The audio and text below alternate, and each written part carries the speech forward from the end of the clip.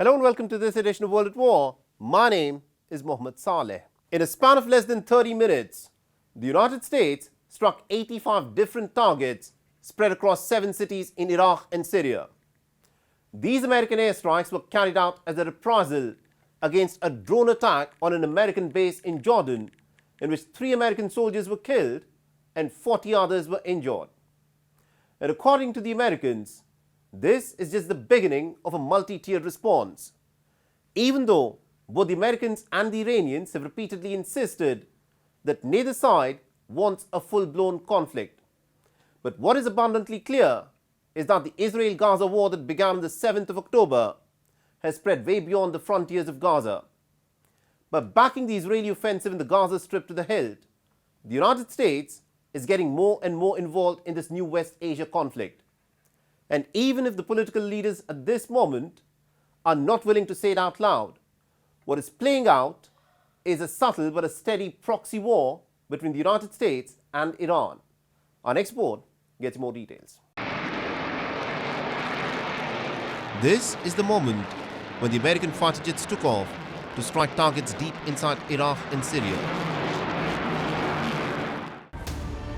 And according to the US Central Command, 125 precision munitions were dropped on 85 different targets, including the command and control operation centers, intelligence centers, weapon storage depots, and supply chain facilities of the Iranian Revolutionary Guard Corps and other affiliated armed groups backed by Tehran.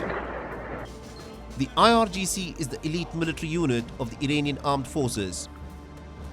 In a tweet put out by the American President Joe Biden, the Commander-in-Chief of the American Armed Forces insisted that the United States does not seek a conflict in the Middle East or anywhere else in the world, but the United States would respond to anyone who did it harm. The Americans claimed that all targets that were hit were military infrastructure that had been used to strike at various American bases in the region. But the Iraqi government has condemned the attacks as a violation of Iraqi sovereignty, stating that at least about 16 people were killed and over 25 others injured, including many civilians. The American airstrikes have come in response to the deadly unmanned drone attack that took place on an American military base in Jordan called Tower 22.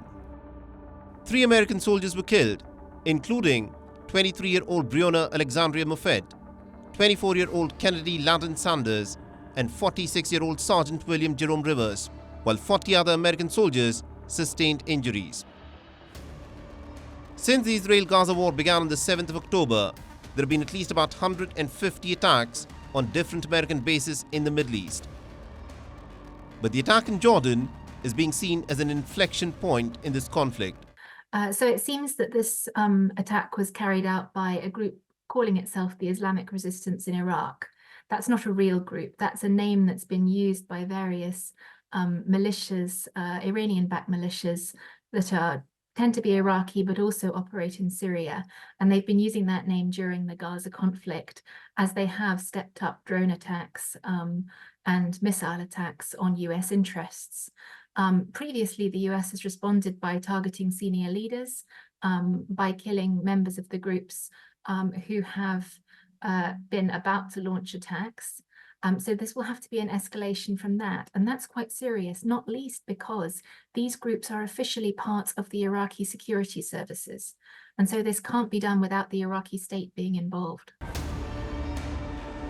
Iran's axis of resistance includes different groups that are spread across the Middle East.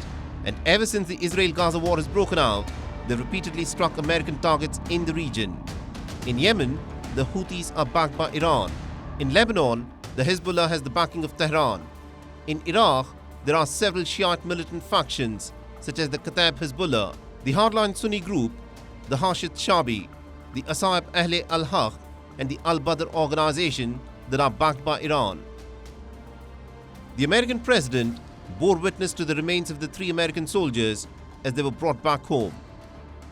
The American backing of the Israeli offensive has meant that American targets are being viewed as fair game by militant factions who claim that they are carrying out these attacks in solidarity with the Palestinians who are facing a humanitarian catastrophe.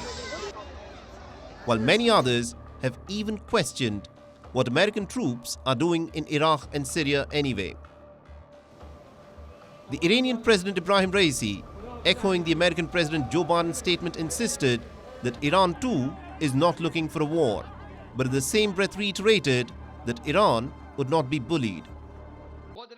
We have said many times we will not initiate any war, but if anyone wants to bully, Iran will respond firmly. The military power of Iran in the region is not and never will be a threat to any country. Rather, it ensures the security of the countries in the region. At the moment, the American priority seems to be to back the Israeli offensive in Gaza, while at the same time to manage the upheavals that have been created by the Israeli offensive in the Gaza Strip. But what this has sparked is a proxy war between the United States and other Iranian-backed factions in the whole of the Middle East. In terms of escalation in the Middle East, our goal was to make sure that we contain this crisis in Gaza, and that we prevented things from spreading to a wider conflict. Now, there's a lot of activity in the region, but there's always been a lot of activity in the region, and you know well that Iranian proxy groups have been attacking our troops even well before October 7th. The American airstrikes in Iraq and Syria are meant to be loud, but their echoes are not meant to spark a larger war. Oftentimes, conflagrations break out as a result of a miscalculation. At the moment, the United States and Iran are engaged in a proxy war. But what no one can predict is when this proxy war will turn into an all-out conflict.